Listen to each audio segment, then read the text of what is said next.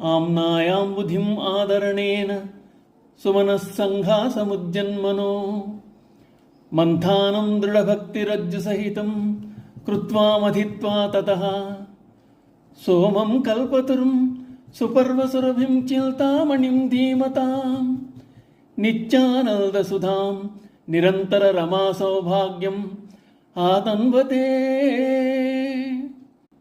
దేవతలందరూ మందరగిరిని కవ్వముగా చేసుకుని క్షీరసాగరాన్ని మథించి అందుండి కల్పవృక్షమును, కామధేనువును, చింతామణిని, అమృతమును, చంద్రుని సంపాదించినట్లు భక్తులందరూ తమ మనస్సునే కవ్వముగా చేసుకుని దానికి భక్తి అనడు త్రాడును కట్టి వేదమును సముద్రమును ఆసక్తితో తరిచి అందుండి కల్పవృక్ష, కామధేను, చింతామణుల వంటి వాడు నిత్యానంద స్వరూపుడు, మోక్షలక్ష్మి స్వరూపుడు సోమేశ్వరుని సాధించుకొనుచున్నారు.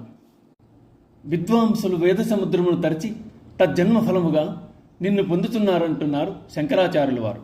అమృతమును పొందదలిచి దేవతలందరూ మందర పర్వతాన్ని కవ్వముగా చేసుకుని క్షీరసాగరమును మధించాలని తలిచారు. వారి ప్రయత్నంలో భాగంగా దానవులతో సయోధ్య కూర్చుకున్నారు.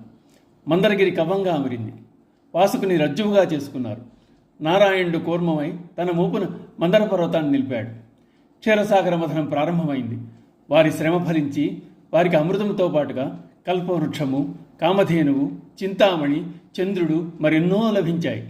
అందులో ఉద్భవించిన వస్తువుల్లో ఎవరికి నచ్చింది వారు తీసుకున్నారు. ఇంతవరకు జరిగింది క్షీరసాగర మథనం మాత్రమే.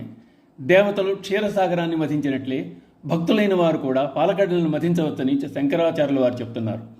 వారు మథించవలసింది వేదములనే కడల్ని. దీనికి మనస్సును కవ్వంగా చేసుకోవాలి. భక్తి అనే త్రాడును చుట్టాలి. భక్తి అనే త్రాటితో మనస్సునే కవ్వాన్ని బంధించి వేదకడల్ని మథించాలి. అంటే దాని అర్థం వేదవాంగ్మయాన్ని క్షుణ్ణంగా చదివి అర్థం చేసుకోవాలి. వేదాలలో అంతర్లీనంగా ఉన్నది, ప్రతిపాదింపబడేది భగవంతుడైన శివుని గురించే. ఆయనను తెలుసుకోవాలి, ఆయన గురించి తప్పించాలి. క్షీరసాగర మథనంలో దేవతలకు లభించిన కల్పవృక్ష, కామధేను, చింతామణులు అనేవి వస్తువులు మాత్రమే. కానీ వేదాలను మథిస్తే ఏకంగా సోమేశ్వరునే పొందవచ్చు. సోమేశ్వరుడు భక్తుల పాలటి కల్పద్రుమం, కోరికలు తీర్చే కామధేనువు, చింతనలు తీర్చే అమూల్యరత్నం. అది అమృతాన్ని మించిన ఆనందం. ఇంతటితో ఆగిపోవాల్సిన అవసరం లేదు. ఏ భక్తుడైనా కోరుకునేది, ఇష్టపడేది, ఆశించేది వీటిని మించిన మోక్షం. వేద వాంగ్మయ మథనం ద్వారా మోక్ష సామ్రాజ్య లక్ష్మికి కూడా పొందడం సాధ్యమేనని తెలియజేస్తున్నారు శంకరాచార్యుల వారు. ఓం నమః శివాయ.